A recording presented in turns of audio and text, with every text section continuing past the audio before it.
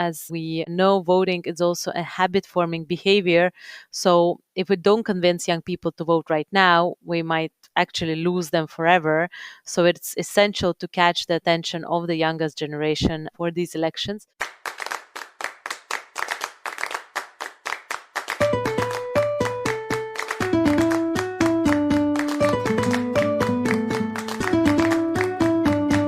Hello, listeners of Europe Talk Solidarity. As you already know, a new European Parliament will be elected between 6th and 9th of June. 358.9 million voters, all over 27 member states, are eligible to vote. Among them are 21 million first-time voters. It's an important election that will influence not only decision-making in the European Union, but also affect how Europe will contribute to global issues, such as the climate crisis and the changing geopolitical landscape. Today I'm talking to Sofia Afanasjeva, who is part of the Youth Outreach Unit of the European Parliament. I want to hear from her about young people's participation in European politics and how it connects to solidarity. Hi, Sofia. Can you introduce yourself to our listeners? Hi, my name is Sofia Afanasjeva. I'm joining from the European Parliament in Brussels. I think I have quite a typical Slavic appearance, if you may call it. I'm average height, blonde. In terms of personality, I tend to think of myself as a happy, open, approachable person, more or less like that. You were born and raised in Tallinn, Estonia. How did this upbringing shape you? I was born in a Russian-speaking family. So since I was little, I lived in a bilingual environment. I had a family and school friends who were Russian-speaking, but I was living in a city where all the interactions outside obviously were in Estonian. Thus, I grew up with both cultures, and I hope I took the best from both of them. And I think it's definitely taught me a lot in terms of importance of diversity, acceptance, and which I also think is why I am so comfortable living in a city as Brussels, which is quite multicultural. Thanks for sharing a bit about yourself, Sofia. Let's talk solidarity now, shall we? What is your definition of solidarity? So I think everybody probably defines solidarity through their own experiences, through their own backgrounds. And for me personally, it's supporting, volunteering, and standing up for injustice towards others. I think also active citizenship is a big part of the concept of solidarity, and it also implies action, and especially actions in influencing the decisions that impact your life, but also life of others, especially those who cannot stand up for themselves. I'm curious, you mentioned volunteering. Were you ever a volunteer yourself? Yes, I started volunteering already in high school, where I was co-leading kind of a pupils council and organizing extracurriculum activities, but it wasn't really structured. I have never considered even calling it volunteering, as it was more of a way for me to put my energy into something I liked, like organizing events and different activities for other kids in school. I think I fully grasped the essence of volunteering and active citizenship when I did my first Model European Union, which then in turn led me to start and keep organizing Brussels Model European Union, so a simulation of European decision-making process. I have been organizing it for around 3 years when I just moved to Brussels. And I think as a person who joined the, let's say, active citizenship scene quite late, I was, I think, my mid-20s. I think I was really struck by the realization that there is so much out there for young people apart from just school or university or jobs. And then you can really do something for others and have fun in the meantime. And I'm actually a bit sad that I realized it only quite late, and I have not been actively involved in this since my teenage years. But personally, for me, volunteering gave me freedom and responsibility, which I was missing in the educational system I had 20 years ago.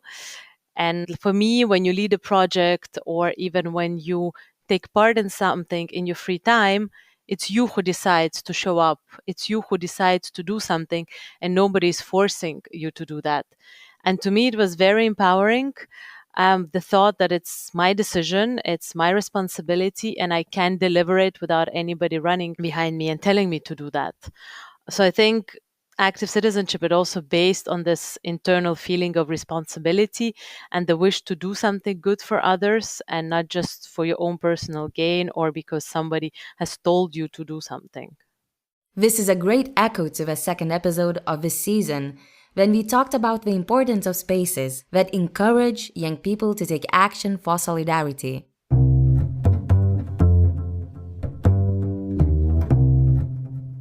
I thank the distinguished delegate for his statement. At this point, are there any points or motions on the floor?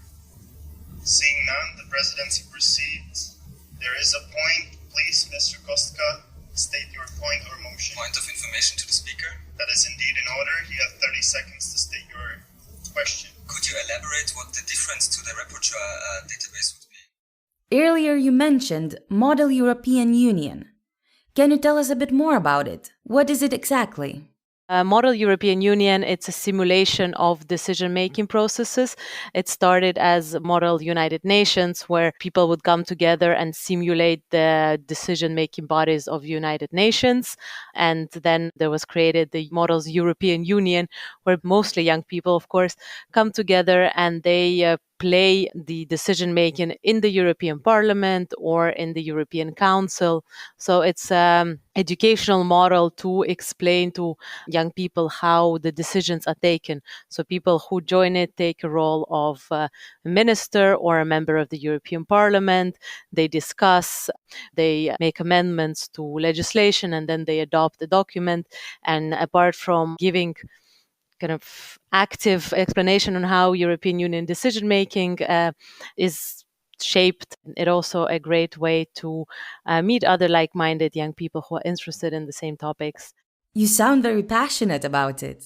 Well, as I said, I'm quite a geek and with a background in EU law, so I'm weirdly passionate about EU institutions and EU decision making, so how things function actually. So not necessarily what decisions are taken, but how they are taken.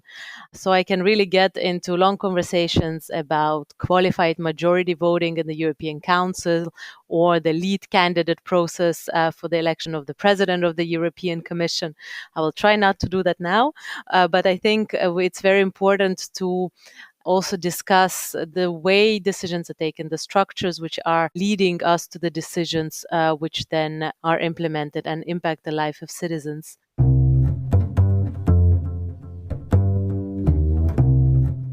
Today, we are also talking to you as the representative of the Youth Outreach Unit of the European Parliament. Can you explain what this unit does and how it works? So in brief, the Youth Outreach Unit is a unit within the Directorate for Campaigns in the European Parliament's Director General for Communication. It's a mouthful, but it's basically to say that we are in charge of communication with young people within the European Parliament, and not with the members of the European Parliament who obviously have their own goals or their own teams, but within the administration of the European Parliament. We are the team of around 15 people. We organize events and outreach activities for young people, and also make sure that all the communication to young people, which comes from side of DG COM of the European Parliament, is youth-friendly, and it's also catchy enough for this age group. As for the activities we are organizing, our flagship project is the European Youth Event, which takes place every 2 years in Strasbourg. I very much hope that many of our listeners have either taken part or have at least heard of it, because the gathers 10,000 people for 2 days in Strasbourg every 2 years.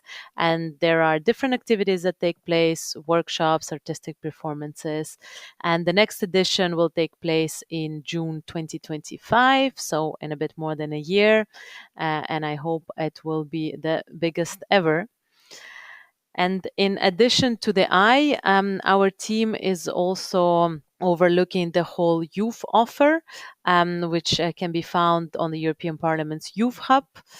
So we are coordinating projects like European Charlemagne Youth Prize that rewards youth-led projects across the European Union. And we work also a lot with youth organizations, with educators, be it school teachers or non-formal trainers, hoping to increase civic engagement in European issues.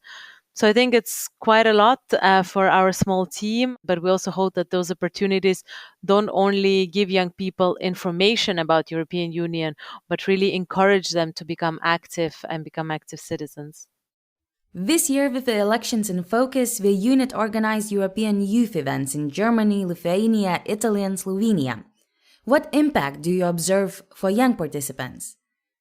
I think the best part of the job is actually that you really see direct result of what you do, and that's what we see with the eye, which I must admit is very rewarding for the team who is organizing it.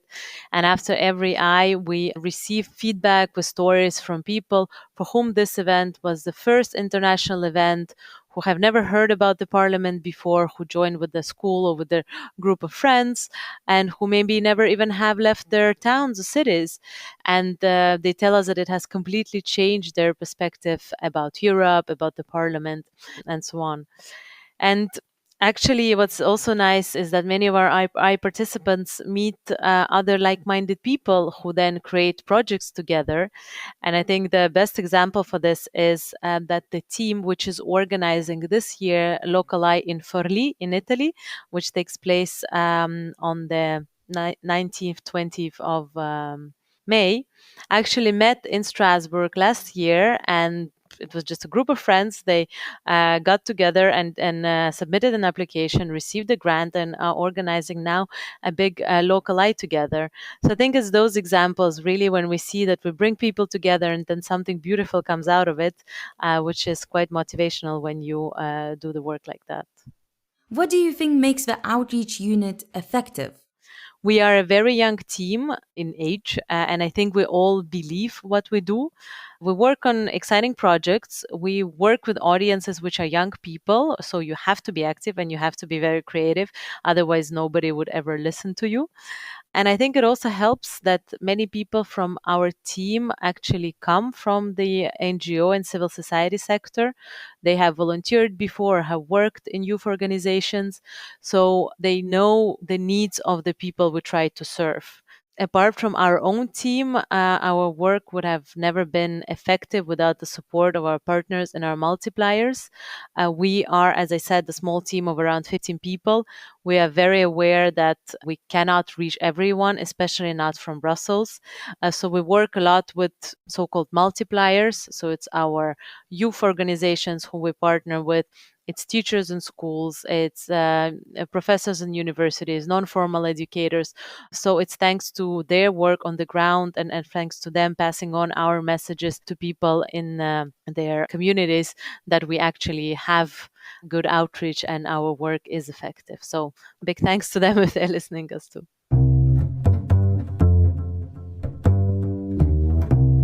This pre-election period might be super active in terms of network building for your team, right? Unfortunately, it doesn't happen every year, but especially around the time of the elections, we receive a lot of requests actually from people who want to do something, don't know where to start, and they come to us asking for support. Some are young youth organizations who just want to do something and are asking for materials or advice or something. Some are projects which want to have more promotion and want to reach a bigger audience. For example, we had several requests from organizations who are doing voting apps. So apps where you can swipe left and right, and then it tells you which political party you would be more likely to vote for, which are very interesting projects for elections. And basically, if it's run by young people, they just write to us and ask, okay, can you help us, support us? So that's also, I think we build those networks within elections years even more and more, and then continue communicating with them throughout the non-election periods. As we've heard in the introduction of the episode, it's important that young people develop the habit of voting, and I can see how your work contributes to that.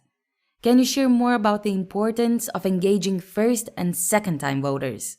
Indeed, at the European Parliament, especially this time around, young people are a very high priority. And for this campaign, especially considering we have 5 countries where voting age has been lowered this time. So it's Malta, Germany, Austria, and Belgium, where 16-year-olds can vote for the European elections and 17-year-olds in Greece. So we can't expect those young people to just go out and vote and know what they vote for. So it's also our role to reach out and remind about elections, but also explain how they can vote and so on. We've been, of course, doing a lot since the beginning of 24. We organize face-to-face events where we speak about elections. We remind people that they are actually taking place and that everybody should show up to vote. Apart from the face-to-face events, as I said, we also work with educators, so teachers in schools, universities, and non-formal educators.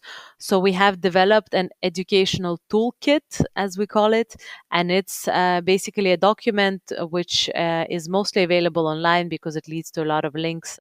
But it's aimed at supporting teachers in their discussions about active citizenship and European elections and generally civic engagement. So it provides a lot of information about voting and why to vote, which is adapted to the age group around 16, 18.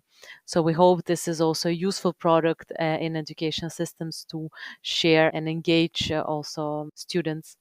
Of course, we are focusing on social media.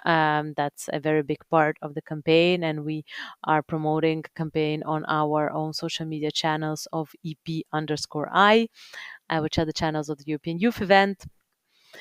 As for myself, as the elections coordinator of our team in the Youth Outreach Unit, my role was also to make sure that the general campaign of the European Parliament works for young people and is interesting for young people. So, how is the situation actually? Can you tell us about youth participation in European elections? Well, if we talk about voting, in the last European elections in 2019, youth vote actually went up. There were 42% of young people who voted, which was an increase of 14 points from the elections in 2014. So we are counting on a similar trend this time, but it's still very little. It's even less than half. But participation is, of course, much broader than voting. And I think it's quite difficult to define an overarching trend, whether it's increasing or decreasing. I think that participation in politics, in political parties, is decreasing. But looking at the streets, protests bring out mostly young people. So I think young people just participate in a different way, be it street protests, boycotts, social media activism, and so on. So looking at that, I wouldn't say that participation is decreasing, it's just changing a lot. Young people don't see themselves in classic political activities, but they still find a way to express themselves differently. So maybe to trying to answer your question, I think that participation is increasing, but just not where we usually look for it. Which barriers do young people face when it comes to fully participating in the elections? What do you think would make young people get more involved? The barriers which we have identified, for example, for running our youth survey, is the perceived lack of competence from young people. So young people often think that they lack necessary knowledge to go out and vote. They don't know the process. They don't know how it's going to impact them. And it's also perceived because in the end, that's what they think they don't know. And this low kind of self-esteem in political issues affects negatively their thinking of how they can influence or whether they go and vote. And I think on top of that, it also goes hand in hand with the lack of relatability, because when you look often at people who represent us, they don't look like us, they don't talk like us. So why would our opinions be important to them? So kind of those thoughts often run, I think, in the heads of people, and especially young people, and kind of lead them to not getting involved in politics. So I think to engage young people in political life, we need to understand those barriers and then overcome them. So how can we do that? I think first and foremost, we need to build the confidence and empower young people, and the fact that their ideas and their thoughts are important and we need to give them space to express themselves. And one of the ways we are doing it is actually through the eye, where we bring those young people and we just give them the freedom to share their ideas and make them the center instead of the politicians. In addition to that, as boring as it is, I think providing information is essential, because often it's also this gap of knowledge about the European Union and the role it plays and the impact it has that prevents people from even caring about voting. What do you think is at stake in this year's elections? Well, everything, because all the decisions that will be taken in the next 5 years will depend on who gets the biggest number of seats in the elections in June. And let's not forget that this mandate will also define things like the next long-term budget of the European Union, so where the money would go for the next 7 years. And the laws voted in the European Parliament in the next mandate will have direct influence of everybody's life. And while we think that every election is crucial, I do think that this one is especially important. In the current political situation we're in, it's really an very important election to show up to and to vote for someone who you believe will represent your views, because we've been talking a lot about solidarity, and there is a risk that there might be much less of it in the next mandate and in the next years in Europe if we don't get out to vote and support it, actually. You are free to cast whatever vote you want, but you also are responsible for it. That's why I think it's also so important to make informed decisions.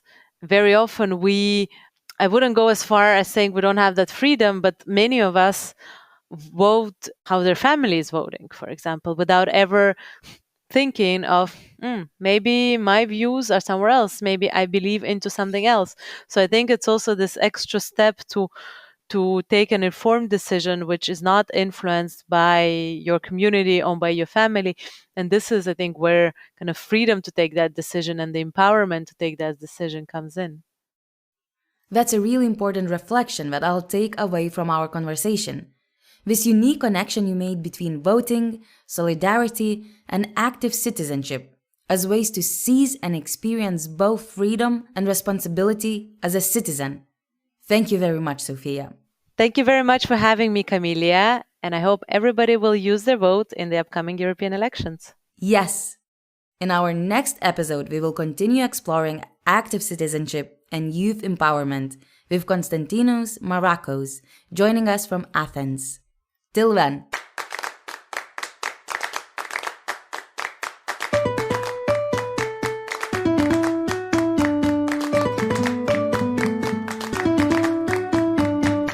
This is a podcast of SALTO European Solidarity Course Resource Center, produced by Instituto NOW.